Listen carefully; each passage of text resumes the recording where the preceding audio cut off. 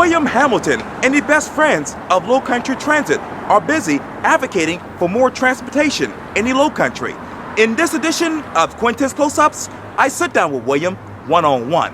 And be sure to download the free Quintin's Close-Ups app in your Apple or Google Play stores. Mr. Hamilton, it is so good to see you. It's good to see you too, Quintin. I really appreciate this. I'm happy to be here. Oh, thank you greatly. Well, I just got to jump into the obvious, and this is what everyone's talking about. The Regional Transit Framework Plan.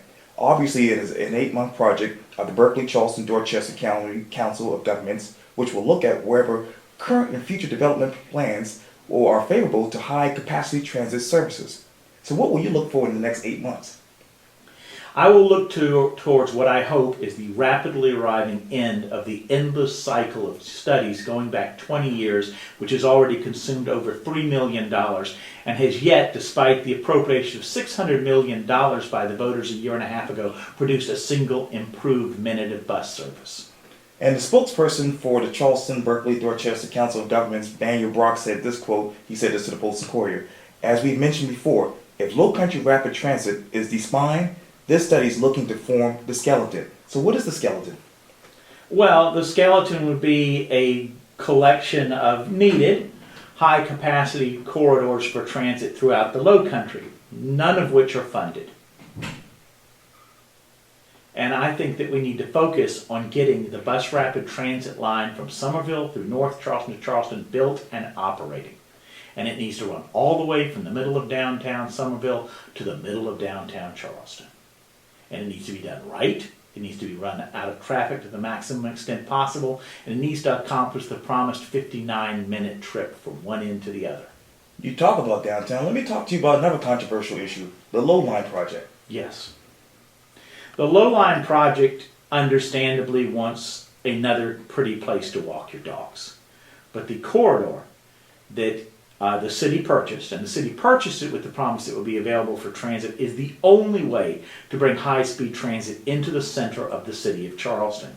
The alternative is to stop the high-speed part of the project at Mount Pleasant Street next to Joseph Floyd Manor and then crawl through what I assure you will be locked up traffic another 1.5 miles to the center of the city.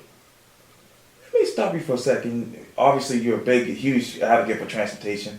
What is the state of transportation in your mind right now as we talk about the Charleston region? Charleston is facing the almost certain and in the very near future failure of its car system. We already have traffic which is immobile around Somerville and in West Ashley several days a week. It is a matter of time till that problem spreads further down into North Charleston, till the city itself begins to lock up on a more regular basis, and we will simply become immobile. There is no space for major additional roads in our urban core.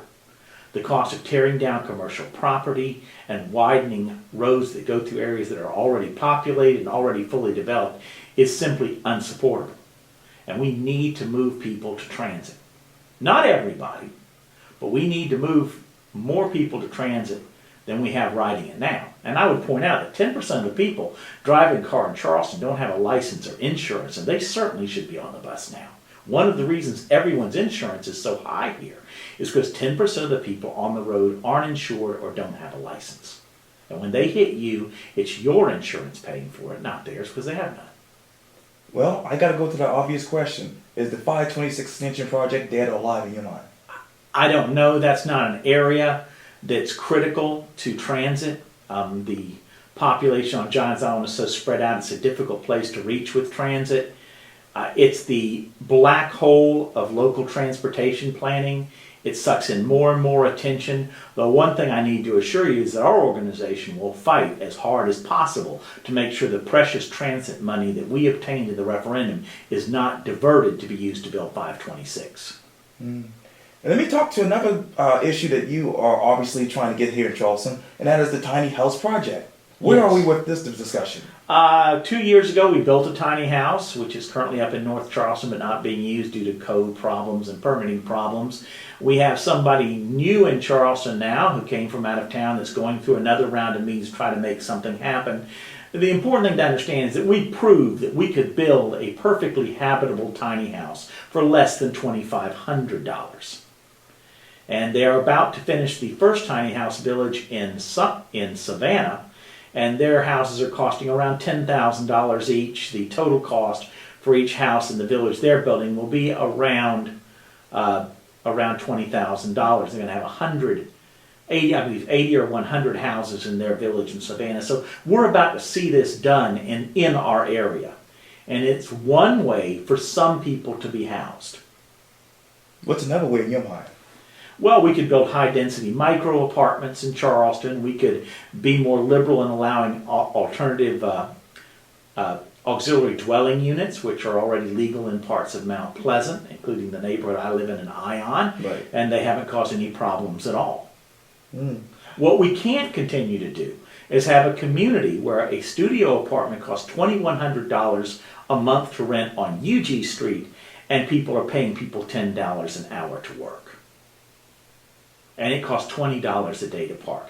This is a community where you can't afford to live anywhere near where you work, where the cost of owning an automobile and parking eats up 20% of your salary. That's just for the parking is eating up 20% of your salary.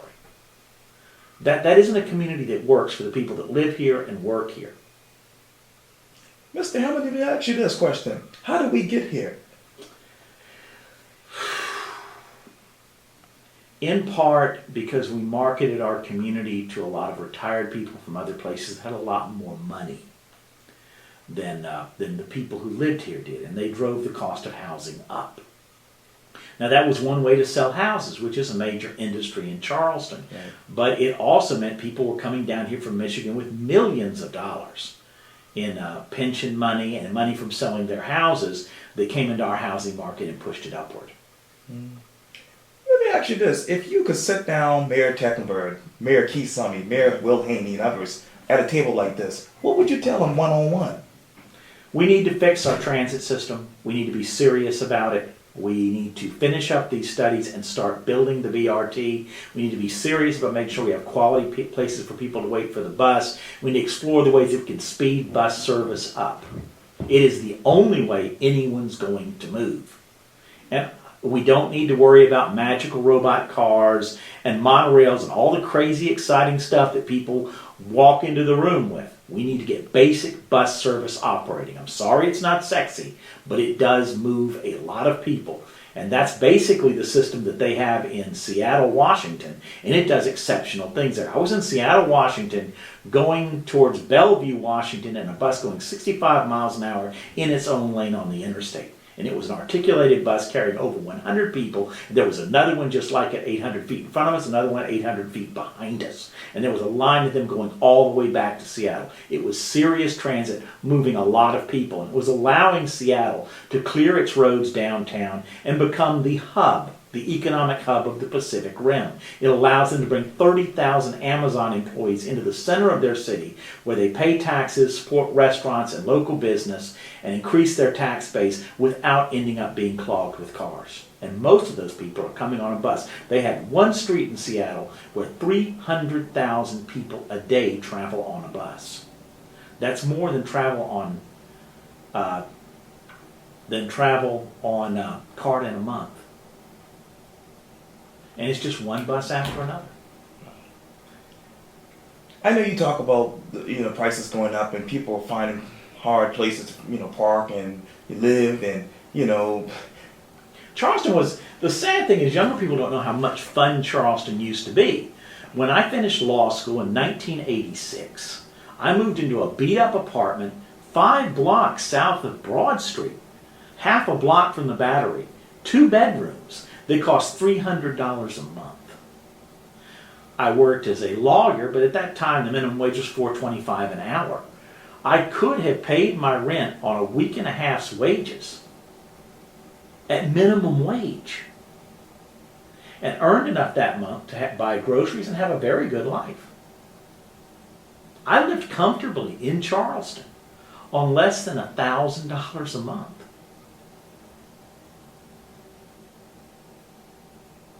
And that was my question. Where are you emotionally with this whole issue right now?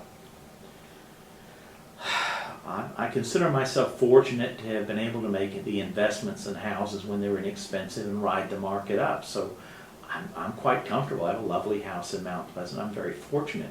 I don't see how those opportunities are available to young people here. I don't see how it's possible for many young people to live downtown and have the leisure time to be active citizens and become involved in politics and the community and the arts. I think these are tremendous losses to Charleston.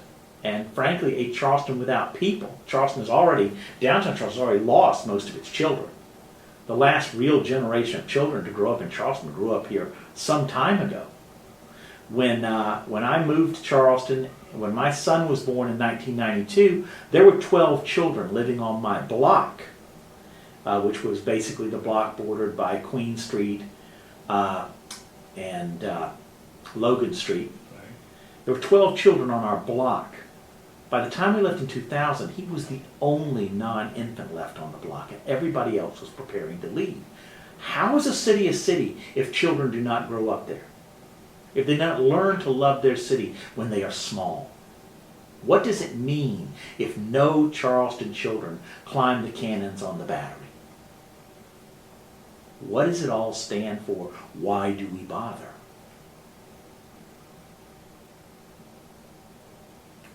Well, William Hamilton, thank you so much for your time. I really, really appreciate this. Well, I guess I should say that nothing bad is inevitable, and if enough people stand up, change is always possible.